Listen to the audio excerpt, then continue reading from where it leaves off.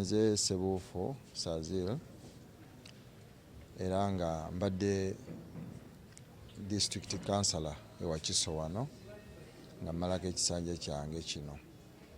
Naye ate nfunye omukisa nti ate nnondeddwa ku bwa mmeeya bw'ekibuga Namayumba oba chairperson w'ekibuga Namayumba Town Council.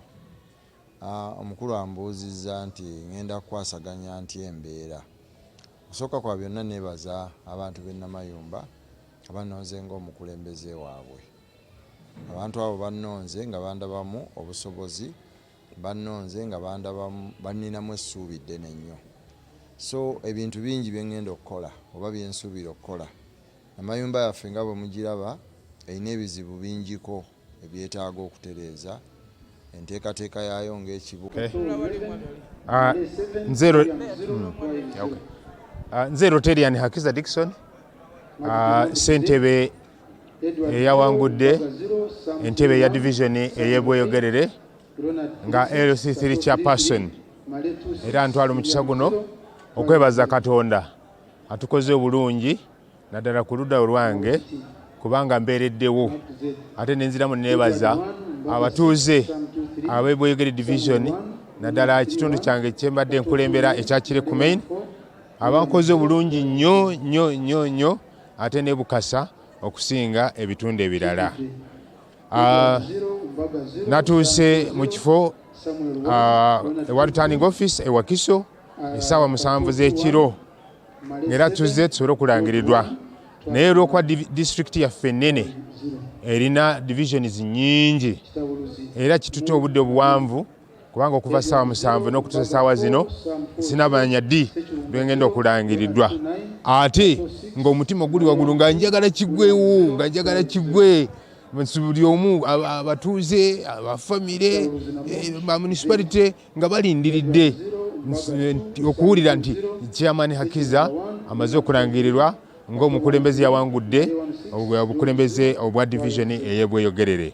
Nolwekyo omulanga gwange gugenda eri Electoral Commission ti district yaffe ey'ewa Kiso nene nnyo, nene bulala, yeetaaga okulangirira kw'abassentebe naddala aba divisions. Nanditeeseza nensaba nti kwandibadde kubeera ku municipalities gye tuva, kubanga bwe tujja wano nga divisions zonna ziri wano tumala ennaku 2 kakati ne kibeera expensive, abantu ne bakoowa, kakati abamu ne beevuma, kwegamba kijja kuleetera abantu okwecha kuyingira ebyobukulembeze. Nolwekyo kubanga tulina ebifo ebimala, tulina assistant returning officers ku municipalities, kubanga nominations zakolebwa ku municipalities. Nolwekyo nandisabye nti n'okulangirirwa kubeere ku municipalities emirimu gisobole okwanguwa. Naye njagala kwebaza Abannayuganda bonna abajumbidde okulonda nti mwebale nnyo, mwebale ddala okulonda abakulembeze. Mukama batuwere mukisa. Nsigadde ni Rotarian Hakiza Dickson eyawangudde entebe eya division ey'Ebweyogerere mu Kira municipality. Nze Haumba Moses, okusinziira n'ebyavudde mu kulonda byembazeewo yadde nga Mwami Tulbert w'akakiiko akavunaanyizibwa mu kulangirira abawangudde tannaba kulangirira, nze ndaba nti nze ndi waggulu era nze ngenda mu maaso n'okuba nga nkyabaleebya.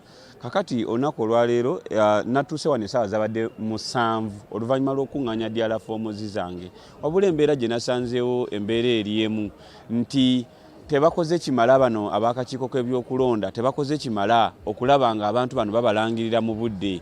Weewaawo tetumanyi buzibu ki kwe buva, naye nga balangirira abantu 2 ne bayisaawo essaawa endala 3 ne weesanga nti abantu bakyali bangi nnyo, bakansalazi bangi nnyo, bakyapasoni bakyaliyo bangi, naye nga emirimu gitambula mpolampola. Naye katusabe Mukama Katonda buli kimu kitambule bulungi nnyo ate era bisobole okuba nga biggwa bulungi.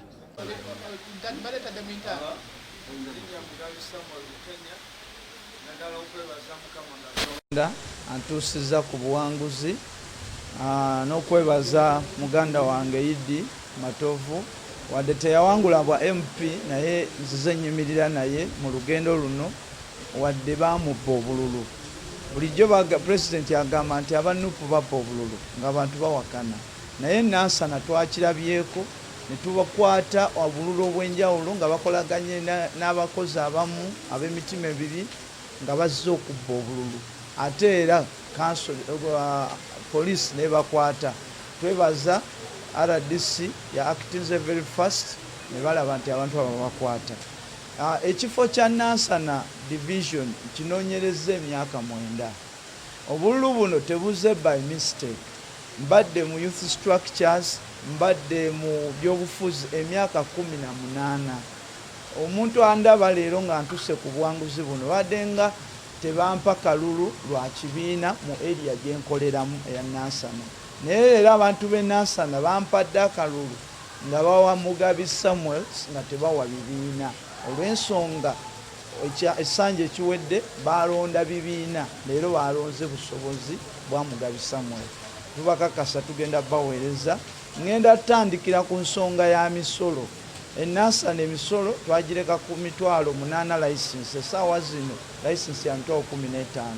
Ba mobile vendors badduse, business ziweddewo olw'emisolo. Property rate twagireka eri ku 4%, kati eri ku 8%. Kitegeeza bayongeza emisolo gy'amayumba ne balandirondi ne bayongeza egy'abapangisa, bizinesi z'abantu ne zifa. So kitegeeza ngenda sooka kukwata ku muntu wa wansi okulaba nti abeera bulungi.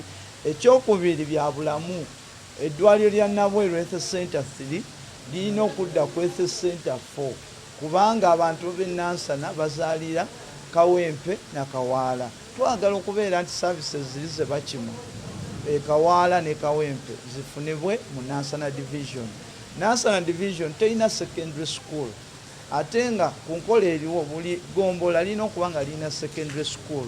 Naye Nansana division terina secondary school ng'ate Ssaabasajja ettaka awali division waliwo ekeziwera 49.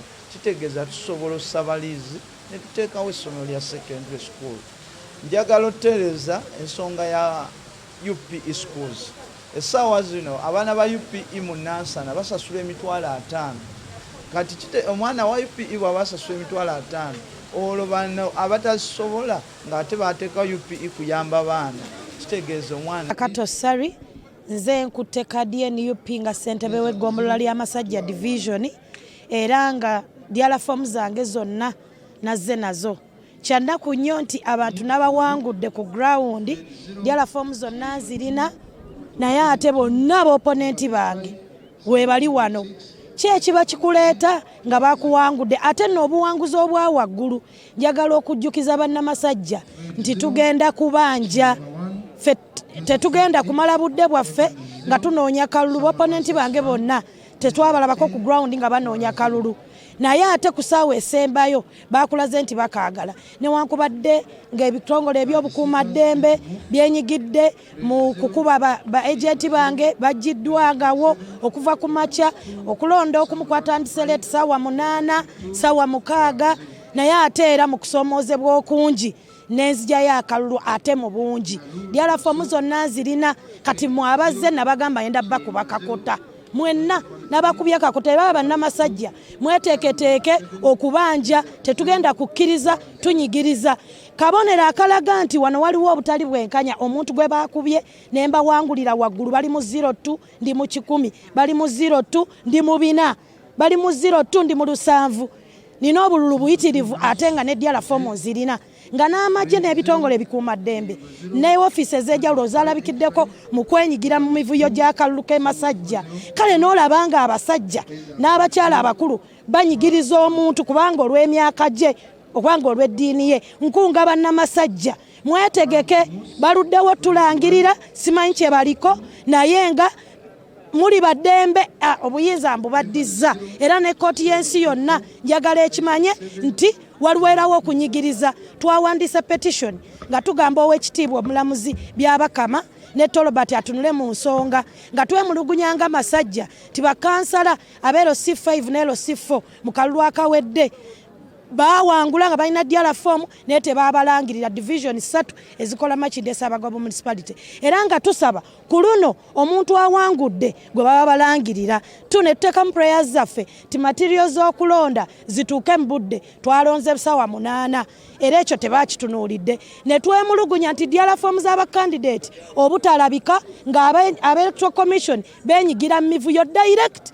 Electoral Commission n'omugamba diala form zina kuba 10 ziriwa tizijja paka saawa emu so egyo emivuyo n'ebitongole ebikuuma ddembe n'olaba owa police ng'agoberera omuntu owa drone ne bawamba b'ejenti bange ab'NUP okuva ku makya paka lwaggulo nembeera nga ne box abatuuze be bazikuuma naye era nemba kuba akalulu kange twalina mbanji tugenda kabanja bannamasajja mutunulize enkaliriza Ronald Sata Muyima dabo nze Ssentebe Gombola y'Ebusukuma emukwezo Gombola ennya ezikola Nansana Municipal Council ntendereza Katonda olw'obuwanguzi bwentuuseeko kino kisanja kyange kyakusatu nga ndi ku kaadi ya Democratic Party ngolidde Busukuma ebintu bingi naye mu byonna kyensinga okutenderezaamu be bantu ba Busukuma okundaga okwagala ne bampa akalulu kataliimu kukementerera mbasuubiza abantu ba Busukuma ngenda kwongera okubayamba okusesetula obuyinza obwali bwalema abakulembeze ebyokwewanika sibiriimu nja kwongera okubayamba ku nguudo ku kasasiro ne ku street lights n'okubayamba ku by'ettaka ebisinza okwonoona ensi eno naddala mu kitundu kyewaffe nja kubayamba nnyo ku abo benzize mbayamba abasendasenda amataka g'abantu Mukama agulumizibwe.